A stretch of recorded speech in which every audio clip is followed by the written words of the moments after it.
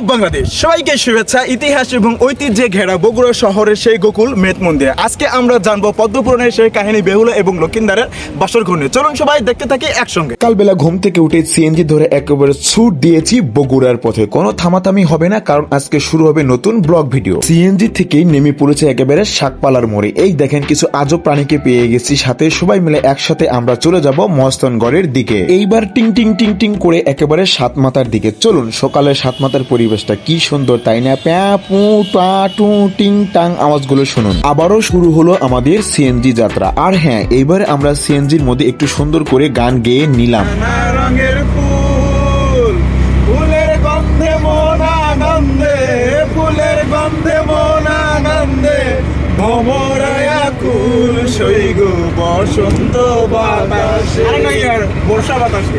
রাস্তার দুই পাশের বড় বড় দেবদারু সবুজ গাছগুলো কি সুন্দর হাতছানি দিচ্ছিল। চলে গেলাম মাটিডালি মোড়ে। এখানে দেখলাম একটা সুন্দর প্লেনের ভাস্কর্য। ওয়াও, দেখতেও সুন্দর লাগছে। আর আকাশটা আজকে একেবারে সেই লেভেলের ভাইব দিচ্ছে আমাকে। মন সুন্দর মেঘলা আকাশের দিন কখনোই মিস করা যায় না, তাই চাইলে আপনারাও ভ্রমণ করতে পারেন আমার সঙ্গে। ওভারব্রিজটা কত সুন্দর কভার করে দিলাম। হপ্পাস করে এসে পড়লাম একেবারে গোকুল মেট মন্দিরে। বর্তমান মস্তনগড় বাস স্ট্যান্ড থেকে এটি 2 কিলোমিটার দক্ষিণ পশ্চিমে অবস্থান। পর্যন্ত আমি ভেতরে প্রবেশ করতে পারিনি, তাই বাহির থেকে একটা অংশ আপনাদেরকে দেখে নিলাম। কারণ ভেতরে প্রবেশ করতে গেলে অবশ্যই আপনাকে টিকিট কাউন্টার থেকে টিকিটটা সংগ্রহ করতে হবে। আর টিকিট সংগ্রহ করার জন্য পাঠিয়ে দিলাম আমার প্রিয় স্যারকে। প্রবেশ করলাম সেই গোকুল মেট মন্দিরে। আর আজকে সারাদিনটা এখান থেকেই আপনাদেরকে দেখাবো এবং এখানকার ইতিহাস এবং ঐতিহ্য সমৃদ্ধ ঘেরা যা কিছু আছে চেষ্টা করবো সম্পূর্ণ ইতিহাসটুকু তুলে ধরার জন্য। সো চোখ রাখুন। তাহলে চলুন এবার আমরা ধীরে ধীরে গোকুল মেট মন্দিরের ইতিহাসটা সুন্দর করে জেনে আসবো এবং সুন্দর করে ঘুরবো। অনুমানিক খ্রিস্টাব্দ 7ম শতাব্দী থেকে 12 শতাব্দীর মধ্যে এই গোকুল মেট মন্দিরটি নির্মাণ করা হয়েছিল। তবে এটি বর্তমান গবেষকদের মতে 809 থেকে 847 খ্রিস্টাব্দে দেবপাল নির্মিত একটি বৌদ্ধ মন্দির ছিল। সেই সময় বাংলাকে 4টি জনপদে বিভক্ত করা হয়েছিল। তার মধ্যে একটি ছিল পুন্ড্র। আর এই পুন্ড্র নগরী বর্তমানে রাজশাহী, বগুড়া এবং রংপুরে অবস্থিত। আরো অনেক ইতিহাসবিদদের মতে আমরা জানতে পারি এটি তৈরি করা হয়েছিল তখনকার সেই পুন্ড্র বর্ধমান রাজধানীকে রক্ষা করার জন্য শত্রুদের হাত থেকে। তাহলে চলুন এবার একটু ল্যান্ড শট দিয়ে আপনাদেরকে ধীরে ধীরে এগিয়ে নিয়ে যাই সেই গোকুল মেট মন্দিরের দিকে। কারণ আমরা তো একটু পরে মেট মন্দিরের ঠিক ওপরের চূড়াতে উঠবো আপনাদের সম্পূর্ণ ইতিহাসটুকু সহজভাবে জানানোর জন্য। যেতে যেতে রাস্তার পাশেই বড় একটা সাইনবোর্ডে দেখতে পাবেন সুন্দর করে এই ইতিহাসটুকু লেখা আছে গোকুল মেট মন্দিরে। তারপরে আমি চারদিকের সুন্দর পরিবেশটা আপনাদের একটু রাউন্ড করে দেখাবো। চলুন আপনারা মনোযোগ দিয়ে দেখতে থাকুন।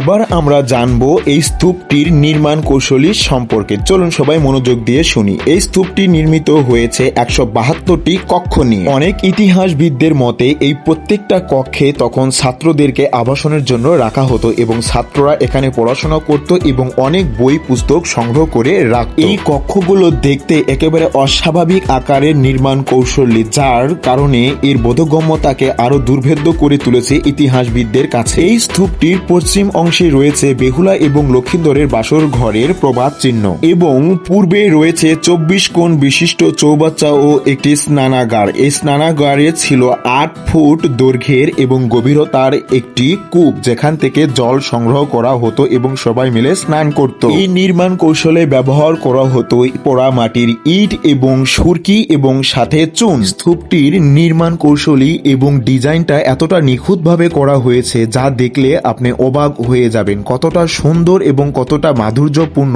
এই নির্মাণ কৌশলীগুলো, যা আপনাকে অবাক করতে বাধ্য করবে। এবার আমি উপরে ওঠার জন্য প্রস্তুতি নিচ্ছিলাম। আমি ধীরে ধীরে উপরের দিকে উঠতে শুরু করলাম। আকাশটা মেঘলা, খুব একটা আলো দিচ্ছিল না, তবে মাঝে মাঝে সূর্যটা ঢেকে যাচ্ছে এবং আলোটা আবার নতুন করে উদিত হচ্ছে। উপরের দিকে উঠতে উঠতে আমি সুন্দর করে ক্যামেরাটা একটু নিজের দিকে করে নিলাম। এই সময় লাইটটা অনেক সুন্দর পাচ্ছিল। পিছনে সবাই আসছে হেঁটে উপরের দিকে, কিন্তু উপরে উঠতে উঠতে একেবারে ক্লান্ত হয়ে গেলাম। এই হলো উপরের শেষ অংশটুকু, একেবারে চূড়ায়। উপরে উঠেই দেখতে পেলাম অনেক দর্শনার্থী এখানে এসে ভিড় করেছে। তারপরে দেখতে পেলাম সেলফি সেশনের পর্ব। ওয়াও, সবাই মিলে সুন্দর করে বসে সেলফি তুলছে। তারপরে আমি উপর থেকে নিচের ভিউটা আপনাদেরকে একটু দেখালাম। দেখেন কি দুর্দান্ত।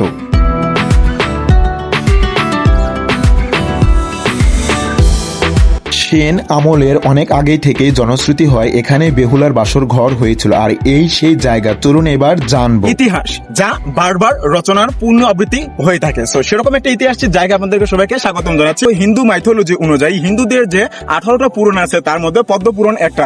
সেই পদ্মপুরাণের কাহিনী মহাদেব, তার মেয়ে ছিল দেবী পদ্মা। সেই লৌকিক দেবতাকে পুজো করার জন্য তাকে মর্তলোকে আসতে হয়, কিন্তু মর্তলোকের কোনো ব্যক্তি তাকে পুজো দিতে রাজি হয় না। সেই সময় দেবী পদ্মাকে বলা হয়, যদি তুমি সেই চাঁদ সওদাগরের হাতে তুমি যদি পুজো পেতে চাও তবেই তোমার পূজা এই ধরাধামে বা পৃথিবীর বুকে প্রতিষ্ঠিত হবে। তখনকার সময়ে বাণিজ্য করার জন্য এক দেশ থেকে দেশান্তর হয়ে জাহাজে করে অনেক পণ্য লেনদেন করা হতো, আর সেই বাণিজ্যটাই করে থাকতো আমাদের চাঁদ সওদাগর, যেটা আমরা পুরাণে পড়েছি। লক্ষিন্দরের জন্ম হয়েছিল। তারপরে যখন সে যুবক বয়সে আসলো এবং তাকে বিবাহ দেওয়ার জন্য কন্যা নির্বাচন করতে শুরু হয়েছিল, এবং দেশ দেশান্তর থেকে এবং রাজা প্রজা থেকে শুরু করে অনেক লোকজন আসছিল এবং অনেক কন্যা সন্তান তাদেরকে এখানে নিয়ে আসা হয়েছিল লক্ষিন্দরকে দেখানোর জন্য।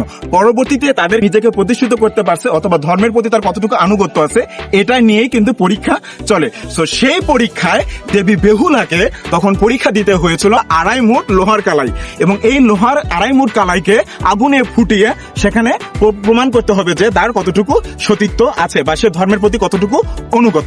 সেই 2.5 মুঠ কালাইকে যখন আগুনে ফোটানো হয় তখন দেবী বেহুলার সতীত্বটা পরীক্ষা ওইখানে হয়ে যায়। তারপরে লক্ষিন্দরের সঙ্গে দেবী বেহুলার বিবাহটা সম্পন্ন হয়। কিন্তু যেদিন ছিল তাদের বাসর রাত, এই মুহূর্তে আমরা দেখতে পাচ্ছি এই সেই স্থান বেহুলা এবং লক্ষিন্দরের বাসর ঘর হয়েছিল। তবে এই বাসর ঘরটা নির্মিত একটা কাহিনী আছে, সেটা হচ্ছে হিন্দু মাইথোলজির দেবতা বিশ্বকর্মার হাতে এই বাসর ঘরটা তৈরি করা হয়েছিল, এবং বিশ্বকর্মাকে বলা হয়েছিল যেন বাসর ঘরে কোনো ছিদ্র না থাকে। তো দেব বিশ্বকর্মা তার কথা রেখেছিল না, যার কারণে সে এখানে একটা ছিদ্র রেখে দেয়, এবং সেই ছিদ্র দিয়ে কালনাগিনী এসে এই বাসর ঘরে লক্ষিন্দরকে দংশন করেছিল, এবং দংশন করার পরে তার মৃত্যুজনিত যে লাশটি ছিল এটা কিন্তু ভাসান করা হয়েছিল এই করতোয়ার বুকে। তবে আজকের এই বাসর ঘর থেকে কুমারের জন্য শুভকামনা রইল, যেন তার দ্রুত বাসরটা সম্পূর্ণ হয়।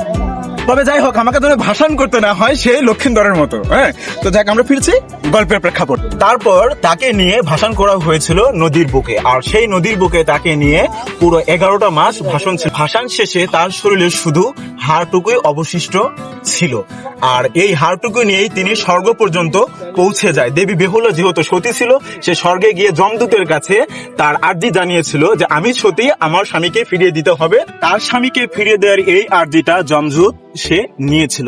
পরবর্তীতে চাঁদ সওদাগর সে তার 7 পুত্র সহ সবাইকে যখন পরিজন হারানোর পরে বেদনায় শোকে কাতর হয়েছিল, তারপরে সে পুজো দিতে বাধ্য হয়েছিল। কিন্তু সেই মাইথোলজিতে আরেকটা গল্প আছে, দেবী মনসা কিন্তু বাঁ হাতে পূজিত হয়েছিল সেই চাঁদ সওদাগরের হাতে। এইভাবেই হয়ে যায় দেবী বেহুলার এই কাহিনীটুকু। ইতিহাস এবং ঐতিহ্যে ঘেরা এই অংশে আমরা অনেক কিছুই জানতে পারলাম। অনেক তথ্য আমি তুলে ধরার চেষ্টা করেছি। যদি কোনো কিছু ভুল হয়ে থাকে সেটা অবশ্যই আপনারা ক্ষমা সুন্দর দৃষ্টিতে দেখে নিন। কালের বিবর্তনে এইভাবেই সবকিছু হারিয়ে যায়, কিন্তু ইতিহাস রয়ে যায়, সেটা বইয়ের পাতাতে অথবা অন্য কথা। সো এরকম একটা ইতিহাস আজকে আমরা জানলাম এই ভিডিও থেকে। সো কেমন লেগেছে অবশ্যই আমাকে কমেন্ট বক্সে জানাবেন। যদি ভালো লেগে থাকে তাহলে লাইক, কমেন্ট এবং শেয়ার করে সবার মাঝে দেখার সুযোগ করে দিয়ে ছড়িয়ে দিবেন। ভালো থাকুন সবাই, টাটা।